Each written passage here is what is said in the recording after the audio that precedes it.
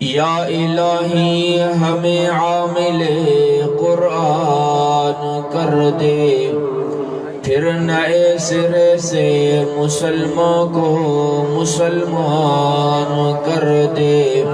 वो पैगंबर जिसे सरताजे रसूल कहते हैं, फिर उस नबी की उम्मत को ताबिए कुरान कर दे। गुमराह न मिलेगा तुम्हें कोई शैतान से बदतर, और हादी न मिलेगा तुम्हें कोई कुरान से बेहतर। इन्नल्लाह व मलाइकतहु युसल्लूना अलन नबी या अय्युहल्लज़ीना आमनू सल्लू अलैहि व सल्लिमू तस्लीमा। जेके दोस्त थकजी पिया हुआ तो मथे खड़ो, जेके थकजी पिया हुआ तो मथे खड़ो। भला जेके दिल जी मोहब्बत सां वेठा हो हथ मथे खड़ो।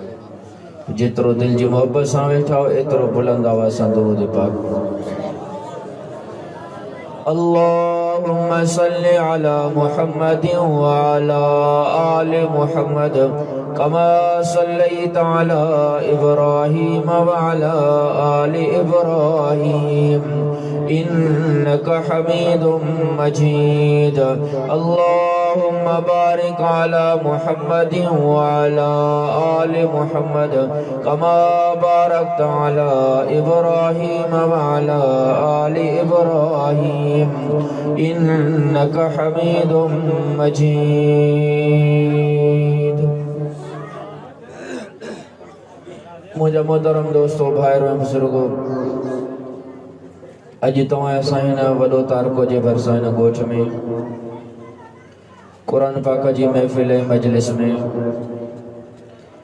अब्दुल कदीर शमन शौकत ऐं चइनी भाइरनि पंहिंजे वालिद मोहतरम मरहूम व मग़फ़ूर जे ईसाले सवाब जे लाइ ख़ैरात फ़ी सबीलिल्लाह जे मौक़े ते क़ुरान पाक जी महफ़िल जो प्रोग्राम रखियो आहे। शल अल्लाह ताला तव्हां असांजी इन हाज़िरी खे मंज़ूर मक़बूल फ़रमाए। हिन क़ुरान जे सदके अल्लाह साईं उन मरहूम जी क़ब्र खे जन्नत जे बाग़नि में हिकिड़ो बाग़ बणाए। इहो क़ुरान मजीद जेकॾहिं असां इन खे चिंबड़ी वठूं, असांखे दुनिया में भी कम ईंदो, क़ब्र में भी कम ईंदो, त हशर में भी कम ईंदो। जेकॾहिं इन क़ुरान जे दामन खे चिंबड़ी वठूं, जेके अॼु हालात असांजे साम्हूं आहिनि, शायद असांखे इहे हालात ॾिसणा न पवनि। अॼु घर घर में झेड़ो आहे, भाव भाव सां नथो ठहे, कारोबार में बरकत कोन्हे, वापार में बरकत कोन्हे, तिजारत में बरकत कोन्हे। इन जो असुल कारण ऐं सबब इहो आहे जो असां अल्लाह जे क़ुरान खे छॾे ॾिनो। रसूलुल्लाह सल्लल्लाहु अलैहि वसल्लम जन दुनिया जे छॾण खां चंद ॾिहाड़ा अॻ में सहाबा किराम के जमा फरमायो ऐं फरमायो, ए मुंहिंजा सहाबियो, ए मुंहिंजा शागिर्दो, ए मुंहिंजा उम्मतियो, मां त दुनिया छॾियूं थो वञा, मां त पंहिंजे हक़ीक़ी मालिक जे तरफ़ राही थो थियां, पर ॿ शयूं ॾेई थो वञाव, जेसी ताईं इन्हनि ॿिन्ही शयुनि खे चिंबड़ी वठंदो कॾहिं बि गुमराह न थींदो। सोने रसूल सल्लल्लाहु अलैहि वसल्लम जन फरमायो, तरक्तु फीकुम अमरैन लन तज़िल्लू मा तमस्सकतुम बिहिमा किताबुल्लाहि व सुन्नती। सोने रसूल सल्लल्लाहु अलैहि वसल्लम जन फरमायो, ए मुंजा सहाबियो ए मुंजा शागिर्दो ए मुंजा उम्मतियो मां त दुनिया छडियो तो वना मां त पंहिंजे हकीकी मालिक जे तरफ राही तो थिया पर ब शयूं ॾेई थो वञा ला तज़िलू मा तमस्सकुतुम बिमा जेसी ताईं न ॿिन्ही शयुनि खे चिंबड़ी वठंदो कॾहिं बि गुमराह न थींदो पहिरें नंबर ते फरमायो किताबुल्लाह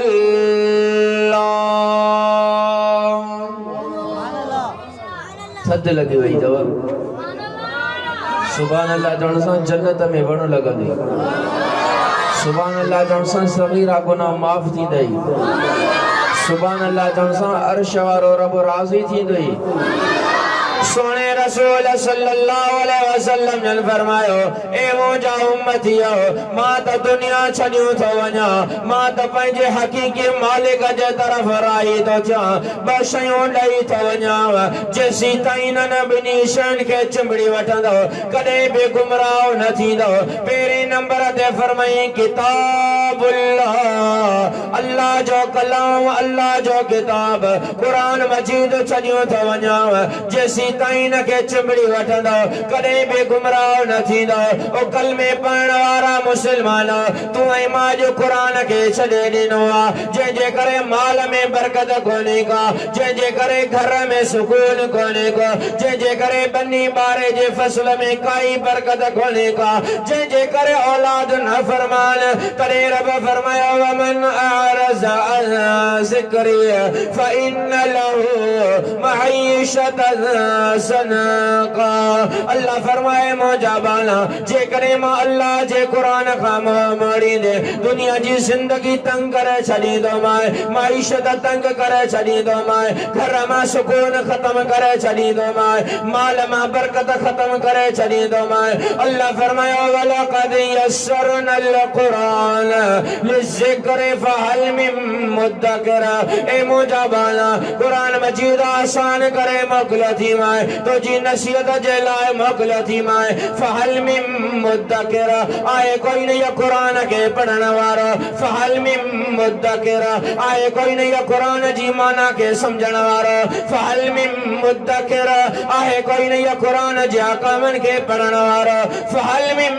मुद्दकिर आए कोई नहीं कुरान जे अहकामन जे मुताबिक जिंदगी गुजारण वाला दुनिया में भी कामयाब कब्र में भी कामयाब तो हश्र में भी कामयाब करे चलो नारे तकबीर शान कुरान अज़मत कुरान नारे तकबीर तॾहिं अल्लाह फरमायो इन्ना हाज़ल कुरान यहदी लिल्लती हिय अक़वम अल्लाह फरमाए मौजा बाला कुरान मजीद तुझी हिदायत जे लाए मोकलियो थी माए तुझी खैर ख़्वाही जे लाए मोकलियो थी माए तुझी नसीहत जे लाए मोकलियो थी माए ही कुरान तोखे मूंखे हलाल जा अहकाम ॿुधाई थो ही कुरान तोखे मूंखे हराम कारी खां बचाई थो ही कुरान तोखे मूंखे जायज़ ऐं नाजायज़ ॿुधाए थो ही कुरान तोखे मूंखे पाक ऐं नापाक ॾसाई थो ही कुरान तोखे मूंखे अल्लाह जा भी हक़ थो ॿुधाए ही कुरान तोखे मूंखे रसूलुल्लाह जा भी हक़ थो ॿुधाए ही कुरान तोखे मूंखे अबे अम्मा जा भी हक़ थो ॿुधाए अॼु जे नौजवान के बाबो नथो वणे अम्मा नथी वणे ओ कलमे पढ़ण वारा मुस्लमान जेकॾहिं अल्लाह के राज़ी करण चाहियो था अबे अम्मा के राज़ी रखो छो त सोने रसूल सल्लल्लाहु अलैहि वसल्लम ने फरमाया रिज़ल रब फी रिज़ल वालिदैन व सख्त रब फी सख्त वालिदैन साईं फरमाए मौजा उम्मतियो जेकॾहिं अल्लाह के राज़ी करण चाहियो था अबे अम्मा के राज़ी रखो जेकॾहिं अबे अम्मा राज़ी त अर्श वारो रब राज़ी थींदो जेकॾहिं अबो अम्मा नाराज़ अर्श वारो रब नाराज़ थी वेंदो तॾहिं सोने रसूल सल्लल्लाहु अलैहि वसल्लम ने फरमायो हुमा नारुका जन्नतुका यो अबो अम्मा या त तुझे लाइ जहन्नम जो सबब सबब है यो अब्बू अम्मा या तो जेलाए जन्नत जो सबब है जे करे अब्बे अम्मा के राजी करे दुनिया में छड़े वे तो जेलाए अब्बू अम्मा जन्नत जो सबब बन गए जे करे अब्बे अम्मा के नाराज करे दुनिया छड़ी है दुनिया में भी सलील ख्वार थी दे आखिरत में भी सलील ख्वार थी दे तने रब फरमाया वक़ज़ा रब्बुका अल्ला ताबुदू इल्ला इय्याहु व बिल वालिदैनि इहसाना इम्मा यबलुगन्ना इंदकल किबर अहदुहुमा औ किलाहुमा फला तकुल लहुमा उफ वला तनहरहुमा वकुल लहुमा कौलन करीमा वख़फ़िज़ लहुमा जनाह ज़ुल्लि मिनर रहमा वक़ुल रब्बि इरहमहुमा कमा रब्बयानी सग़ीरा। अल्लाह फरमाए मोजाबाना तेरे नंबर ते मा अल्लाह जे तरफा हुक्म थई इबादत सिर्फ मा अल्लाह जो हक थई इबादत कहीं जो का तने अल्लाह फरमाए मोजा महबूब ऐलान कर कुल हुवल्लाहु अहद अल्लाहुस समद लम यलिद व लम यूलद व लम यकुल लहू कुफुवन अहद ए मोजा महबूब ऐलान कर अल्लाह ज़ात में अकेलो सिफात में अकेलो कमन कारिन में अकेलो नालन में अकेलो तने फरमाए कुल अल्लाहुम्मा मालिकल मुल्क तुतिल मुल्क मन तशा व तंज़िउल मुल्क मिम्मन तशा व तुइज़्ज़ु मन तशा व तुज़िल्लु मन तशा बियदिकल खैर इन्नका अला कुल्लि शैइन क़दीर। अल्लाह फरमाए मोजा महबूब ऐलान कर बादशाह जो बादशाह सिर्फ अल्लाह केरा बादशाह जो बादशाह इज्जत देना वाला केरा जिल्लत देना वाला केरा गरीब बनाना वाला केरा अमीर बनाना वाला केरा तने फरमाए लिल्लाहि मुल्कुस समावाति वल अर्द लहू मा फिस समावाति व मा फिल अर्द वलिल्लाहि खज़ाइनुस समावाति वल अर्द।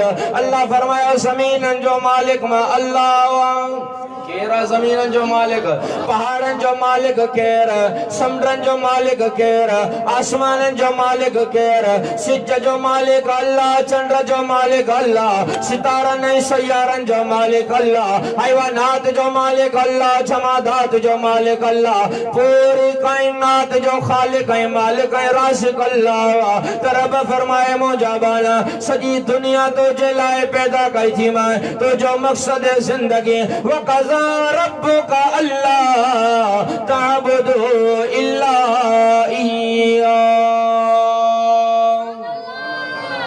ए मोजाबाना इबादत सिर्फ मा अल्लाह जो कथे तू मां भी कलमो पढ़ियो ला इलाहा अजी पढ़ता सही का जी ला इलाहा इल्लल्लाह पढ़ो ला इलाहा इल्लल्लाह ला इलाहा इल्लल्लाह हस्बी रब्बी जल्लल्लाह मा फी क़ल्बी गैरुल्लाह नूर हिदायत सल्लल्लाह सब गड जी पढ़ो ला इलाहा इल्लल्लाह ला इलाहा इल्लल्लाह मुहम्मद रसूलुल्लाह सल्लल्लाहु अलैहि वसल्लम।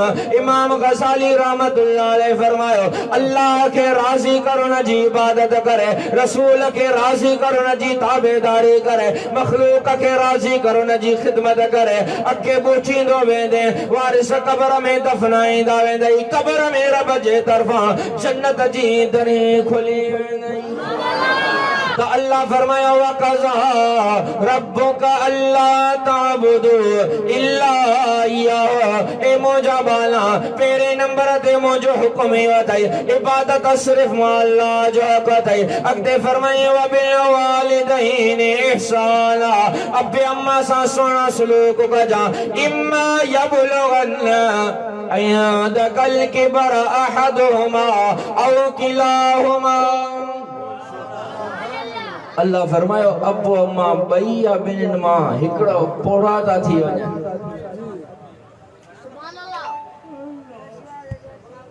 पो अड़े किस्म जी गाल कंदा जेका तो जी तबियत के नागवार लगंदी। रब फरमायो अब्बो अम्मा जने पोड़ा ता थे छो त जने अब्बो अम्मा जवान हूंदो आ पो तो औलाद जा अंगल मञीदा। हां साईं अल्लाह जी बिना फरमानी करे वेंदा। मुसलमान का पुछा करे से भला लानत जो लकड़ो घर में छो आयो थी ची पुट अंगल कयो आ। घर में टीवी छो आंदी अथई चे न्याणी अंगल कयो आ। त जेसी ताईं अब्बे अम्मा जे जिस्म में ताकत होंदी आहे उहे त पंहिंजे बचड़न जी खिदमत में मसरूफ हूंदा आहिनि।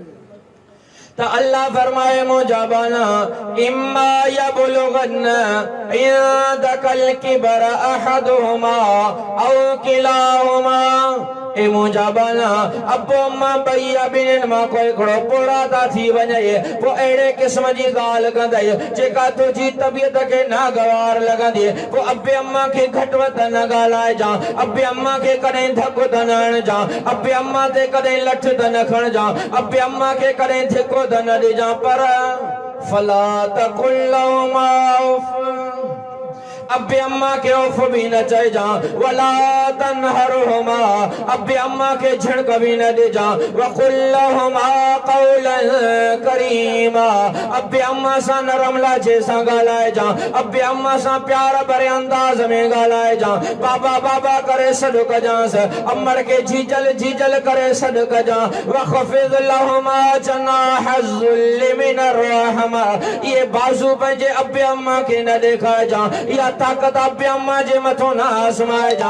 अब्बे अम्मा जे आडो पंहिंजा बाजू झुका करे रख जा। वकुल लहुमा वकुर रब्बि रहमुहुमा कमा रब्बयानी सगीरा ए मुजाबाना अब्बे अम्मा जी सजी जिंदगी खिदमत कर सजी जिंदगी फरमा बरदारी कर सजी जिंदगी चयो वठ सजी जिंदगी खिदमत करण खां बाद में सजी जिंदगी फरमा बरदारी करण खां बाद में मता तो ये समझे अब्बे अम्मा जी खिदमत जो हक अदा करे छड़े। अल्लाह फरमायो न ए मुजाबाना सजी जिंदगी अब्बे अम्मा जी खिदमत करण खां बाद में मां अल्लाह को दुआओं घुरदो रह जा।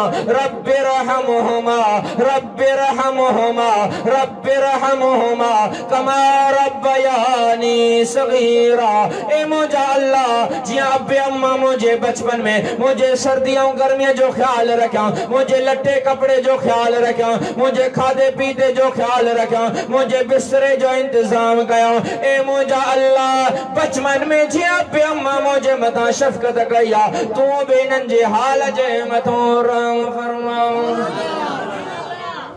मुसलमानों अब्बे अम्मा के कदे भी न ॾिसायूं ऐं रब जो दस्तूर ऐं फैसलो अथई।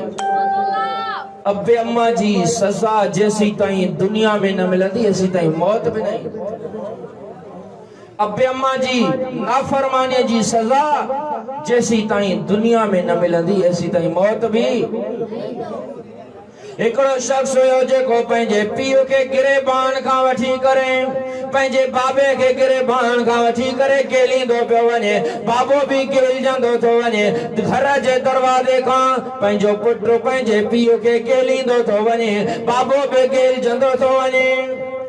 पर जॾहिं चौक ते पहुतो मोड़ वटि पहुतो बाबे रड़ कयसि ए मुंहिंजा पुट अॻिते न वधिजां अॻिते न वधिजां।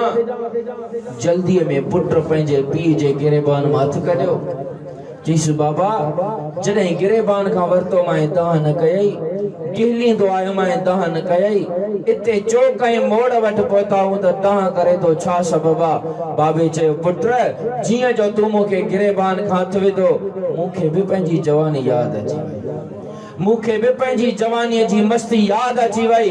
इन साॻी जॻह तो जॾहिं तुंहिंजी उमिरि में मां हुयुसि मुंहिंजी उमिरि में मुंहिंजो बाबो हुयो मां बाबे खे केलियो हुयुसि मां पंहिंजे पीउ खे केलियो हुयुसि तोसां भलाई थो कयां तोसां ख़ैर खाई थो कयां। अल्लाह जो फैसलो आहे जहिड़ी करणी तहिड़ी भरणी। ऐसी ताईं त तोखे पंहिंजो पुटु ज़रूरु केलींदो तोसां भलाई थो कयां जेकॾहिं अॻिते केलींदे त तुंहिंजो पुटु अञा अॻिते केलींदे। त मुसलमानों अब्बे अम्मा जी कॾहिं बि नाफ़रमानी न कयो। हिकिड़ो आलिम सगोरो हुयो, चोटी जो आलिम हुयो, उनजो हिकिड़ो पुटु हुयो जेको मदरसे में पढ़ंदो हुयो। तक़रीबन आख़िरी साल उहो बि आलिम थियण वारो हुयो, पर उनजी का क़िस्मत उतरियल हुई। पीउ खे ॾाढो ईज़ायईं, पीउ खे ॾाढो तकलीफ़ ॾिनई। कुराड़े पीउ जे ज़ुबान मां लफ़्ज़ निकिरी वियो, अल्लाह कंदो शल जंग भॼंदई। क़ुरान मुंहिंजे साम्हूं आहे, अखियुनि ॾिठल ॻाल्हि मुशाहिदे वारी थो ॿुधायां। पंहिंजे पीउ जीअं जो पुट खे बददुआ ॾिनी, बस का क़बूलियत जी घड़ी हुई। अल्लाह से उनजी दुआ क़बूल कई। 4 ॾींहं मस गुज़रिया, उनजे पुट जी जंग भॼी। जंग भॼण खां पोइ उनखे पलस्तर चढ़ाई।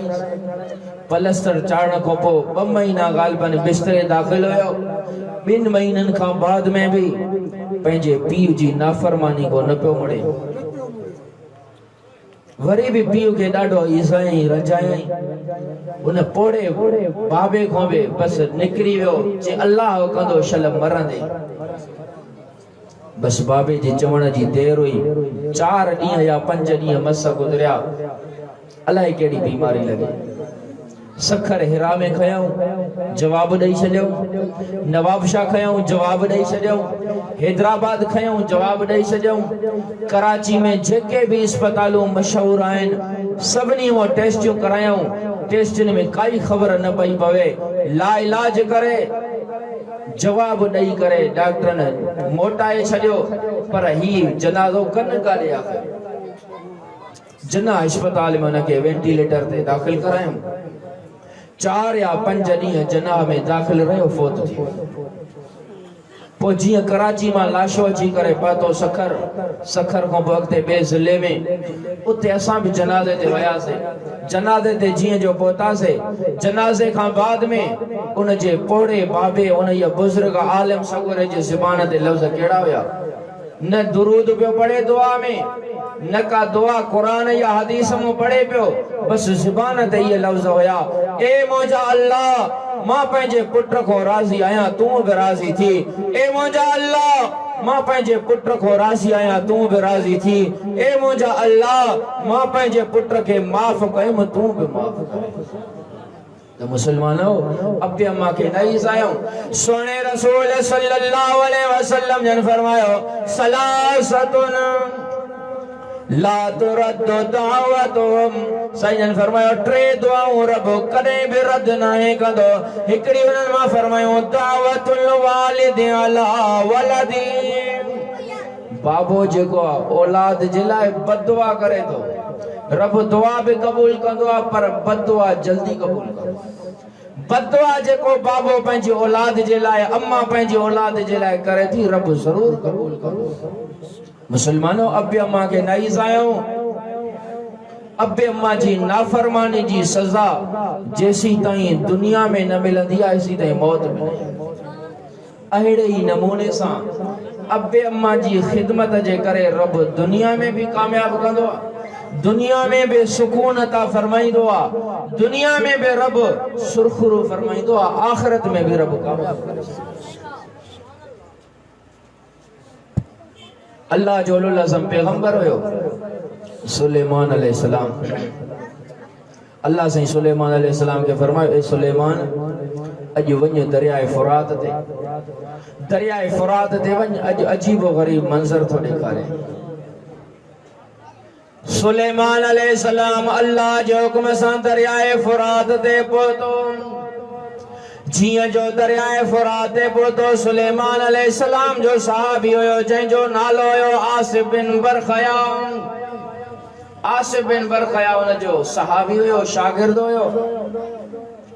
उन आसिफ बिन बरखया अल्लाह जे हुक्म सां दरियाए फुरात में डुबी रही।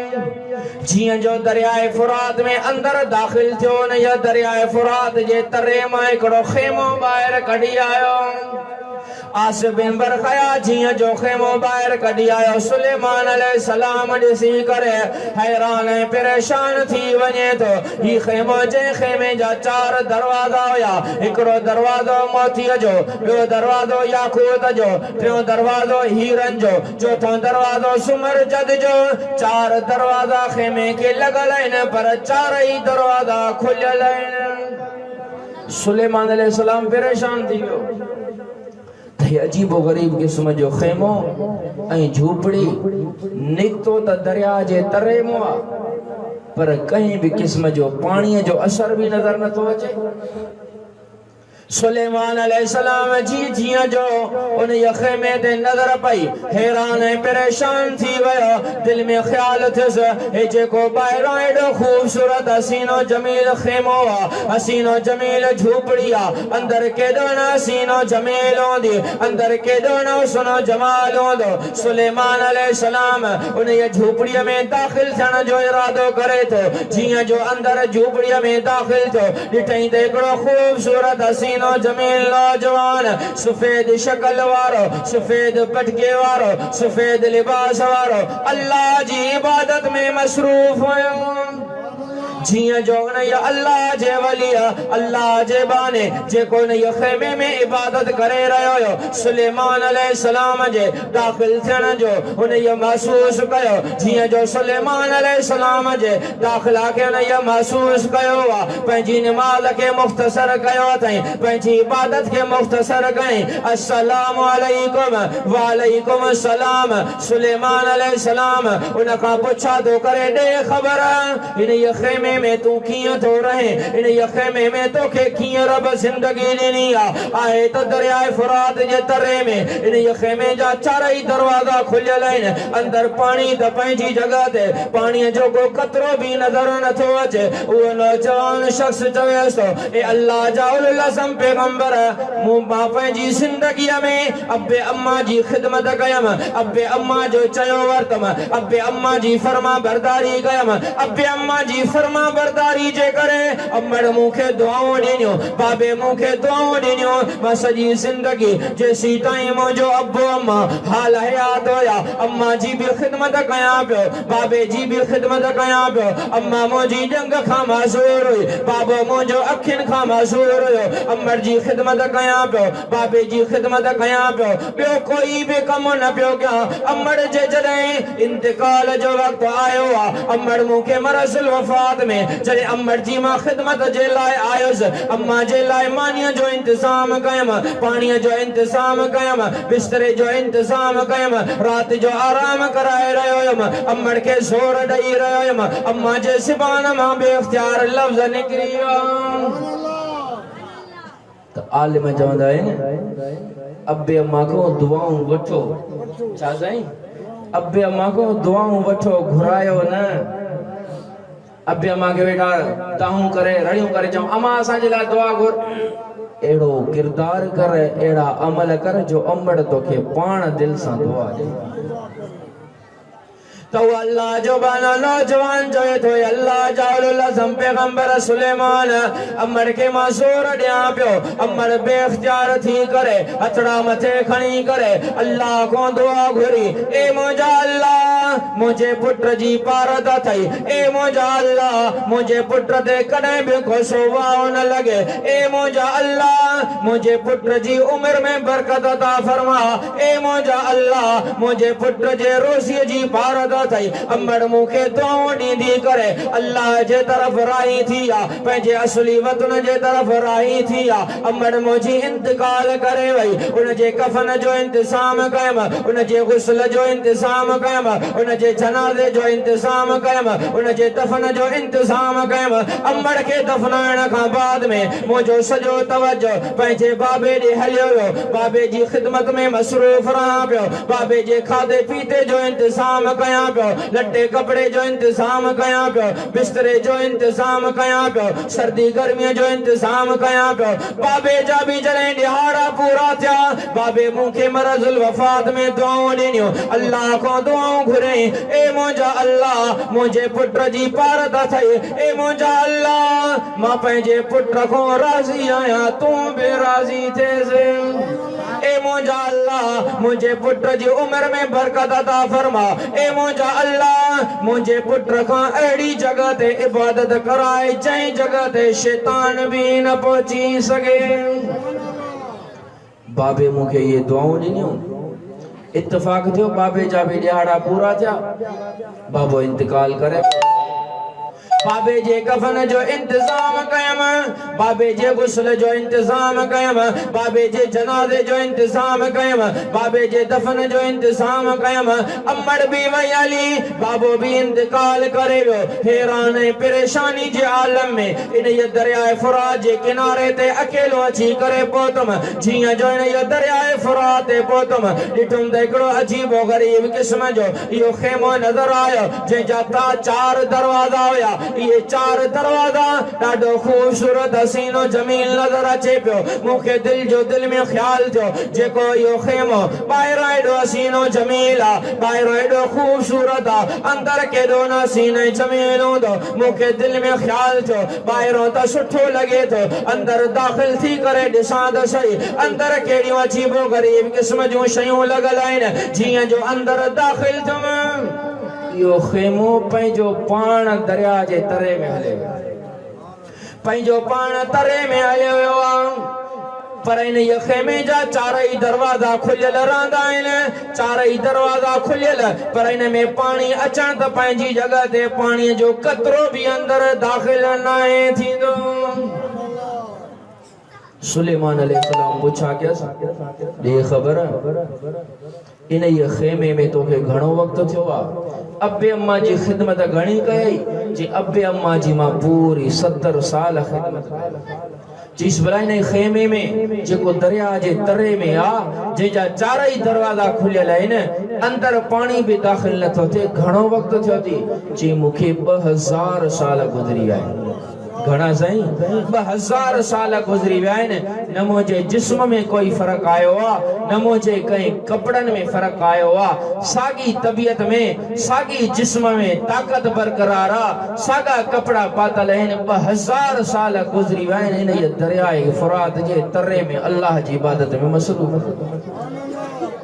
तो मुसलमानो अब्बे अम्मा को दुआऊं वठूं दुआऊं घुरायूं त रब दुनिया में भी कामयाब कंदो आखिरत में भी कामयाब कंदो इमाम ताउस रहमतुल्लाह अलैहि हिकिड़ो वाक़ियो लिखियो आहे 4 भाइर हुया उन्हनि 4 भाइरनि में हिकिड़ो भाउ उन्हनि चयो यार तव्हां अब्बे जी खिदमत नथा कयो अमड़ फौत थी वई हुई अब्बे जी तव्हां सही माना में खिदमत नथा कयो हाणे तक़सीम था कयूं या तव्हां बाबो खणो या बाबे जी मिल्कियत खणो जेकॾहिं बाबो तव्हां खणो था त मिल्कियत मूंखे ॾियो जेकॾहिं तव्हां अब्बे जी मिल्कियत खणो था त बाबो मूंखे ॾियो इन जी खिदमत त चङी तरह थिए उन्हनि 3 भाइरनि चयो ॾिठई चरियो न हा साईं उन्हनि चयो भले वञी करे तूं बाबो खण चई मां बाबो खयो चईसि हिन शर्त ते ॾींदासीं जो मीरास में भी कुझु न ॾींदासीं अबो जॾहिं मरी वियो तरके मां कुझु न मिलंदो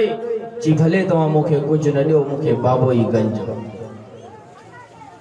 हिन पंहिंजो बाबो खयो बाबे जी एतिरी त खिदमत कई एतिरी त खिदमत कई जो रब राज़ी थी वियसि पोइ जॾहिं हिन जो बाबो इंतकाल करे वियो 3 ॾींहं तॾहिं जा गुज़रिया 3 भाइर चवंसि पिया हेॾे बाबे जे माल ॾे मेरी नज़र सां न ॾिसजां चई इहो माल तव्हांखे पुॻो मूंखे नथो खपे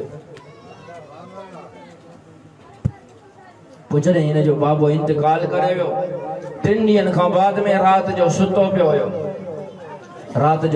हुयो ख्वाब तो ॾिसे कहीं चवण वारे चयोसि ओ फलाणा वञ फलाणी जगह ते 100 दीनार पिया थी खणी अच वञ फलाणी जगह ते 100 दीनार पिया थी खणी अच चई इहे 100 दीनार त खणा पर ॾे ख़बर इन्हनि में बरकत बि हूंदी या न चईसि हिन में बरकत न हूंदी सुबह थियो ज़ाल खे ॿुधाई ज़ाल चयसि 100 दीनार खणी अच चई बेबरकत आहिनि त न खपनि ॿी राति ख्वाब ॾिठई त तो ओ फलाना वन फलानी जगह तो 10 दीनार खणी आ सागो सवाल करेस तो ख्वाब में दे खबर इन में बरकत भी आए या ना जी बरकत कोने जी जे कने बरकत ना है त ये 10 दीनार न था खपन 3 रात ख्वाब दिठई ओ फलाना वन फलानी जगह तो दीनार खणी आ 1 दीनार रखेला थई जी भला दे खबर इन ये 1 दीनार में बरकत भी आहे या ना जी इन ये 1 दीनार में बरकत थई अब्बे अम्मा जी खिदमत कई थई उन जी बरकत में वनी करे दिस वो 1 दीनार सुबह जो उन जगह तो खणी करे आयो बाजार में 2 मच्छियों खरीद कई हर मच्छी में 2 मोती रखल हुआ उन्होंने 2 मोतिन में 1 मोती खणी आयो सोनारा बाजार में सोनारन के चई बाबा ही मुके खपाइणो आ चे हिन जी कीमत असा सोनारा नथा दई सगो चीस बाकी केर दींदो चे हिन जी कीमत वक्त जो बादशाह दई सके तो आयो वक्त जे बादशाह वट अगे सच्चाई होंदी सोनारन के अल्लाह जो भाव हो जो इनके मोटाए छड्यो तो बादशाह वट अची करे पहुतो बादशाह के चई 1 मोती मां खपाइण आयो आ इन जी कीमत खपे थी चई कीमत ॾियण जे लाइ तैयार आया चई हिन जी कीमत घणी ॾींदे खादमन के चई हिन के 9 खच्चर सोन सां भरे ॾियो मुसलमानो अब्बे अम्मा जी खिदमत जे करे रब माल में बरकत दींदो आ जिंदगी में सुकून दींदो आ आखिरत में रब जन्नत जो फैसलो फरमाइंदो आ अज अज़म कर इंशाअल्लाह अब्बे अम्मा जी खिदमत कंदा से मां जो को जुमला से मंजूर मकबूल फरमाए अमल करण जी तौफीक अता फरमाए व आखिर दावाना अनिल हम्दुलिल्लाहि रब्बिल आलमीन।